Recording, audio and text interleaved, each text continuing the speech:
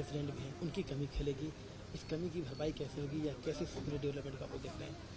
देखिए, हमारा भरोसा न्यायालय पर है।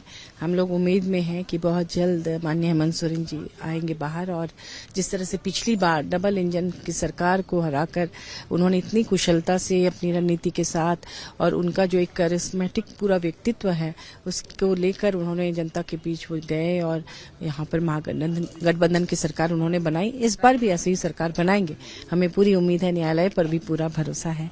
लेकिन ऐसे भी जो उनका कद अब बढ़ा है पूरे देश में, पूरी दुनिया में, एक मजबूत आदिवासी लीडर के रूप में कि झुके नहीं वो कभी भी किसी के सामने, तो निश्चित रूप से वो कद भी अपने आप में स्टार कैंपेनर है। और मुझे लगता है कि जहां भी झारखंड में आप जाएंगे, तमाम लोग चाह रहे हैं कि वो उनके बीच जल्द से जल्द आए। वो सब कोई उनके साथ है और चुनाव में इसका परिणाम देखने को मिलेगा। कमी तो फिर भी महसूस होगी। कमी तो हमेशा महसूस हो रही है। पूरे कार्यकर्ता सारे लोग बहुत मायूस हैं और ऐसा लगता है जैसे वो अनाथ हो गए हैं। लेकिन हम लोगों को बहुत भरोसा है कि बहुत जल्द न्यायालय से उन्हें न्याय मिलेगा। लगता है जो ये सीट शेयरिंग का नेगोशिएशन चल रहा है, ये एट द अर्लीस्ट हो जाना चाहिए ताकि इसका फायदा मिले लोकसभा चुनाव में, और प्लस कांग्रेस के अंदर जो अपनी एक कलह चल रही है उसको भी जल्दी खत्म किया जाए ताकि कलेक्टिवली फायदा हो। हाँ, बिल्कुल। ये देखिए, परिवार के अंदर होता है मनोबल, थोड़ी नाराजगी, ये सब कोई चाहते हैं मंत्री पद मिले, किसी कारण से नहीं मिला तो मायूसी तो उनमें है। लेकिन हमें पूरी उम्मीद है कि कांग्रेस आलाकमान इस समस्या से बाहर निकालेंगे और उनको मना लेंगे और उनकी जो मांग है, देखिए सीट तो मंत्री पद तो सिर्फ 4 है उनके पास। अब 4 में सारे लोगों को 16 लोगों को 4 पद है, किसी न किसी को तो छोड़ना ही पड़ेगा। लेकिन उसी में से रास्ता निश्चित रूप से निकलेगा और आने वाले दिनों में निश्चित रूप से फिर से गठबंधन की सरकार बनेगी। माननीय हेमंत सोरेन जी का जो कद देखने को मिल रहा है आज देश दुनिया में और अपने समाज के अंदर भी, तो मुझे लगता है कि अगर वो आते हैं तब तो सारे लोग बहुत खुश रहेंगे। वो तो एक अलग स्टार हैं, ऐसे स्टार हैं कि खड़े हो जाने से ही पूरी भीड़ जुट जाती है।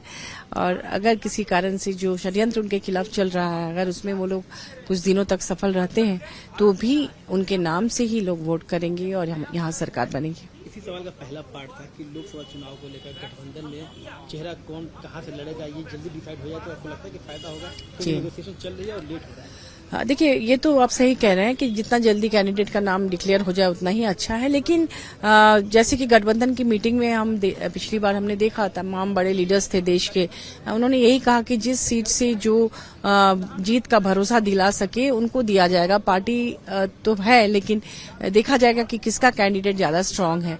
तो ऐसे कैंडिडेट्स तो पिछले चुनाव में भी उन लोगों ने तैयारी कर ही रखी थी। क्षेत्र में लोग बने ही रहते हैं जिनको ये संभावना रहती है चुनाव लड़ने की, वो लगातार क्षेत्र में डटे रहते हैं और उससे उनका काम में बहुत ज्यादा बाधा नहीं पड़ती। फिर भी डिक्लेयर हो जाने के बाद लोग और ज्यादा ताकत लगाते हैं काम करने के लिए। बंगाल से है, आज एनसीडब्ल्यू की चेयरपर्सन वहां गई हुई थी। जाने के बाद उन्होंने कहा कि ममता बनर्जी को रिजाइन कर देना चाहिए, इसके बाद संदेश के लिए आकर देखना चाहिए, तब उनको दर्द समझ में आएगा। कोई पोस्ट न रखकर कॉमन पर्सन की तरह आए, तब समझ में आएगा यहाँ का दर्द क्या हो रहा है। देखिए, अगर एनसीडब्ल्यू की चेयरपर्सन अगर मणिपुर जाती, जहां महिलाओं के साथ इतना अत्याचार हुआ, तो हमें ज्यादा खुशी होती, क्योंकि पूरा मणिपुर जल रहा है और इतने महीनों से जल रहा है, जहां खुलेआम महिलाओं का इस तरह से अत्याचार हुआ, जहां ऑपोजिशन की पूरी टीम, इंडिया गठबंधन की पूरी टीम वहां गई और जाकर जो कुछ देखा सुना, वहां पर वो उस समय तक तो नहीं गई थी, जब तक इतने दिनों बाद जब गई थी प्रतिनिधिमंडल, और उस पर ना ही उन्होंने कोई बयान दिया। तो ये दूसरे स्टेट्स में क्या हो रहा है, ये ठीक है, उनको काम है, वो करेंगे, लेकिन सबसे पहले अपने गिरेबान में झांकना चाहिए। Thank you.